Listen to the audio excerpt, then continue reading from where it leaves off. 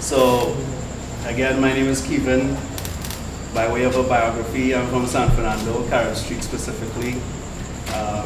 Left here in 1990 after I did CXC, so it's been about 25 years. Right?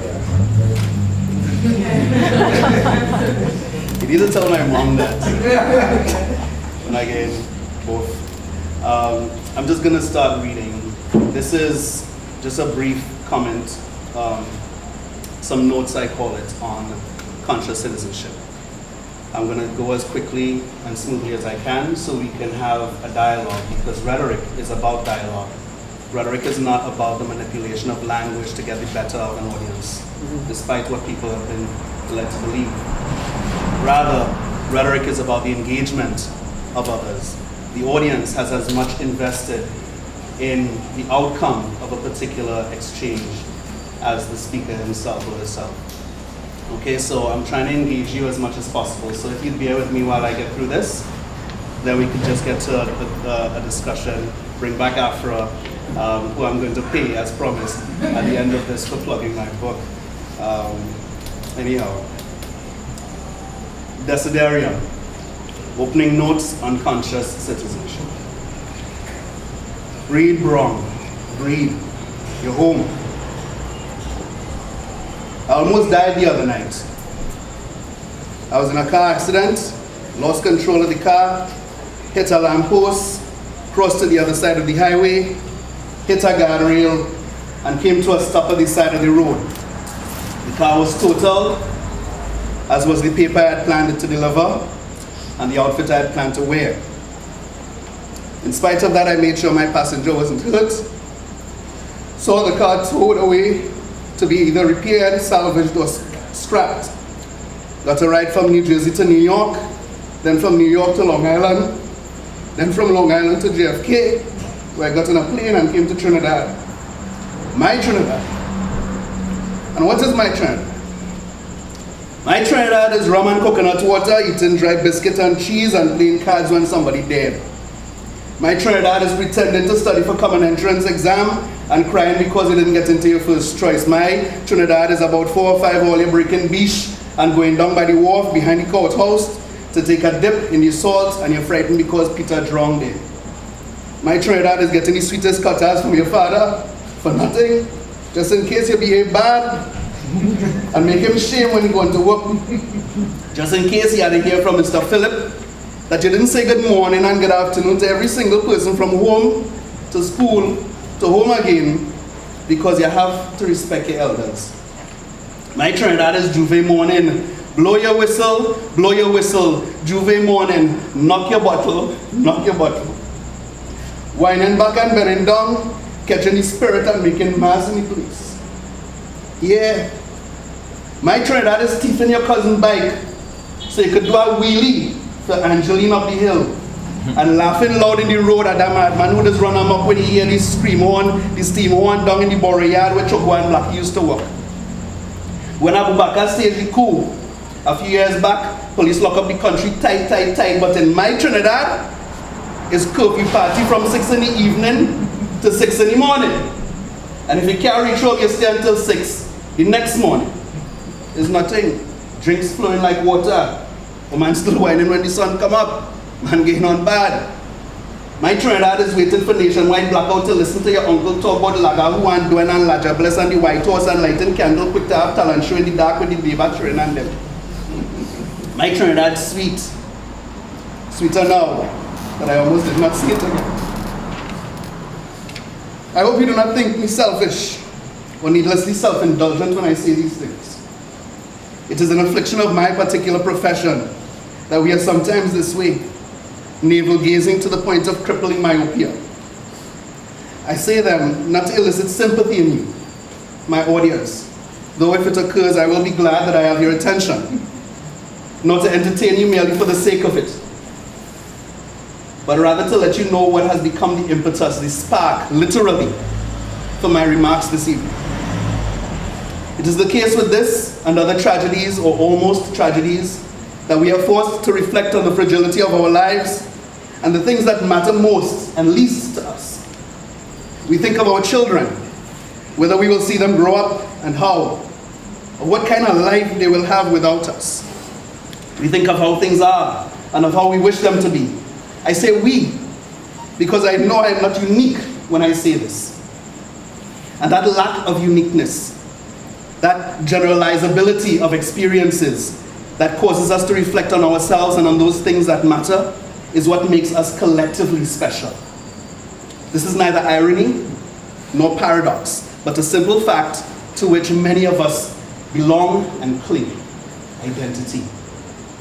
Be that as it may, the fact remains that I almost died the other night, so I want to be very deliberate in what I say to you now. I trust that some or a great deal of it will not be new to you, so I will proceed with the confidence that you will feel neither ambushed nor unduly castigated for the ideas that follow. If I am preaching to the choir, I hope you sing along when the chorus comes. If not, then I hope you at least tap your feet to the beat. The topic at hand is rhetoric, specifically Caribbean rhetoric on the vernacular level, about which I will speak only very briefly. As I understand it, rhetoric is social activity, a consideration of the range of expressions and expressive features that shape our existence, as well as the orientation of those expressions toward the realization of a more meaningful life.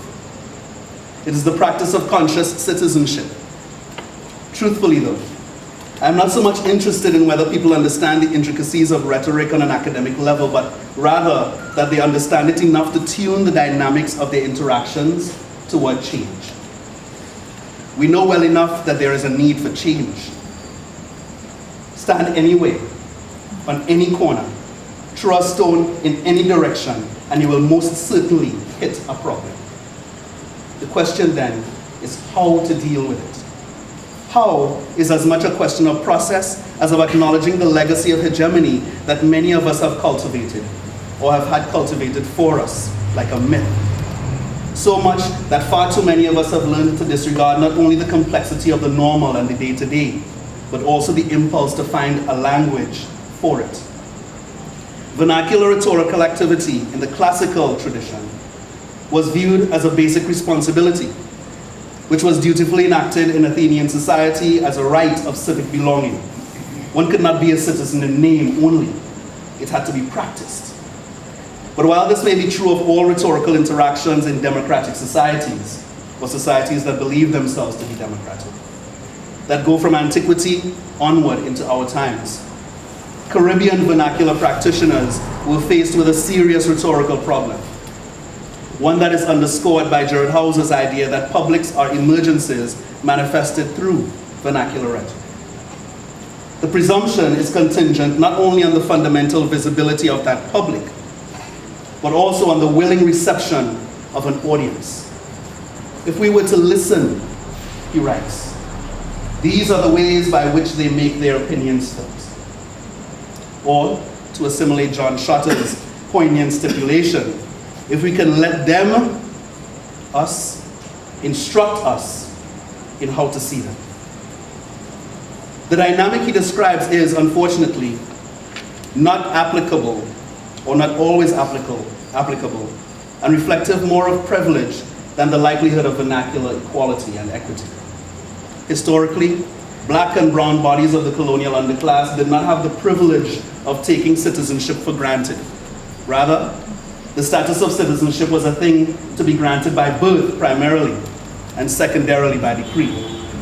Not, as we would like to believe, asserted primarily through loud, insurgent, or even violent means.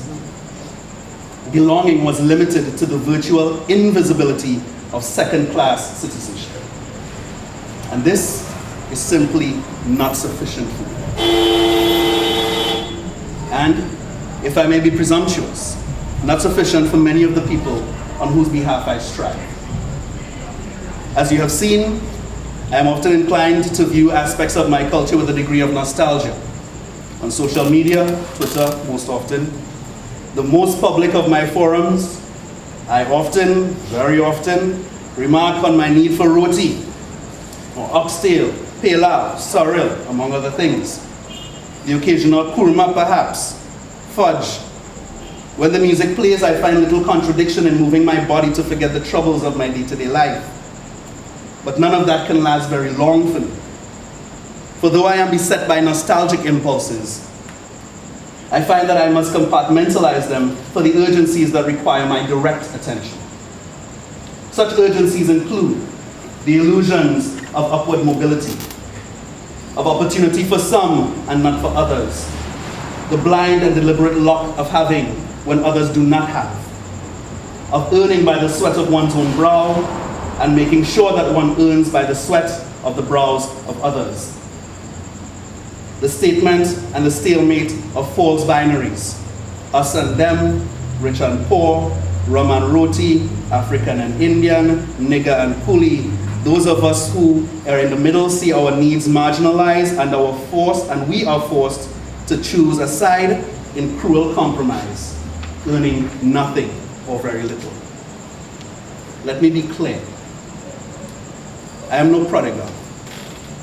You will see that my return is not to bestow any particular gift on those who have missed it, but to continue to search for what I have left this place to go in search of. Now I return to the scene of the loss to ascertain the shape of my own hurts and the hurts of my people.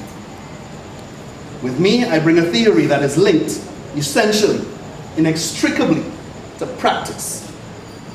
You have to do to get.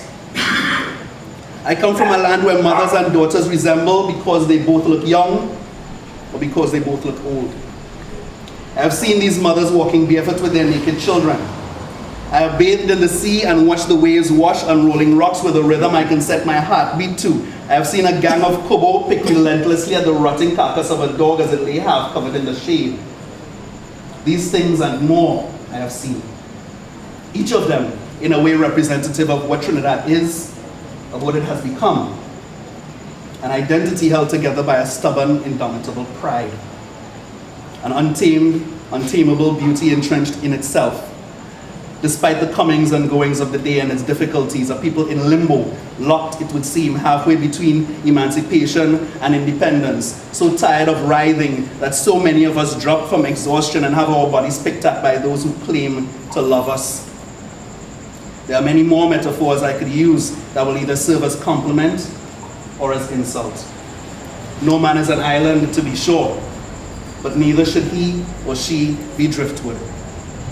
Only because driftwood is subject to the mercies and whims of the tides and the fascination of beachcombers who find the driftwood partially desiccated in the chastening sun. We have come a long way, some would say. But as we look around us, the conditions tell a different story. Indeed, they suggest to many that we have not come very far at all. It now becomes necessary to reject the tendency to emphasize struggle as the illusory fulcrum of Caribbean expression and view it instead as a rhetorical situation to which subjects are obliged to respond, react, negotiate, and improvise. The basic point being, situations of struggle are shifting all the time. Our ability to confront and navigate, negotiate and transcend are dependent on adaptability, as well as the reconceptualization of historical responses. A key example of such reconceptualization involves the need to urge and engage directly in our collective decolonization, rather than entrust that responsibility solely to a government or any other institution. Of course, one of the challenges with decolonization is that it very closely resembles trauma, shock. This is because there is no indication that the outcome will be much different, except for a clear conception of what must come after. Something better, something more than what it is we have. The distinction, in short, is that it must include a vision, one that operates in contradistinction to the illusions we have come to prefer. On a smaller scale, it feels very much like heartbreak. For one or two people, healing is a matter of therapy, of finding the sympathetic ear of a friend, or maybe finding a new lover or lovers in whom one can place one's energies. At the very least, some comfort comes from talking about it. On a national scale, the dynamics are similar, except there's no replacement lover. All you have is the reality of your experience. The identity that no matter where you go, remains with you. There is no escape, no excuse that you can make for why it failed. And you must now contend with the fact that you are where you are, and where you are demands that you know who you are. We must contend with that. We must contend with the fact that the illusion of a time we have longed for is no longer sufficient. But in rejecting that illusion, we find that we inevitably come to face the crisis, the very crisis that our actions have attempted to deny. We are forced to ask, both ourselves and others, who we are. Forced to ask what makes us us, and our ways uniquely what they are, and why. To what end? If you notice that I compare the work we must do to that of one who recovers from heartbreak, it is because of how I imagine one's love of country and the role of citizenship. In citizenship's infancy, when it is still quite young, the love one has must necessarily be what it is. Unquestioning, unconditional, sweet, innocent, pure, uncritical. It must be, in a sense, perfect and above reproach precisely because it is me. My remembrance of Trinidad, for example. It moves me deeply, still, and I am obliged to move with it. But there are dangers that come with that. The newness has gone. The shine has long passed. Here we are. So let me close with this. Nostalgia that turns only inward yields little for a project in rhetoric. Indeed, we must counteract the tendency to subscribe to a nostalgic view of a people and their practices, allowing them to move past, allowing us to move past the inexplicable sense of loss and the cognitive dissonance between past and present that can too often forestall pragmatist approaches to consequences by coloring experience solely in romantic, exotic, or purist terms. I recognize my limitations. I am a rhetorician, not a politician.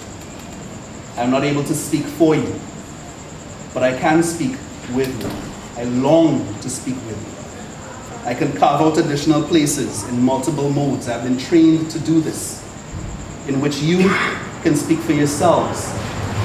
I can help you find the language, but only if you let me. In exchange, help me. Thank you.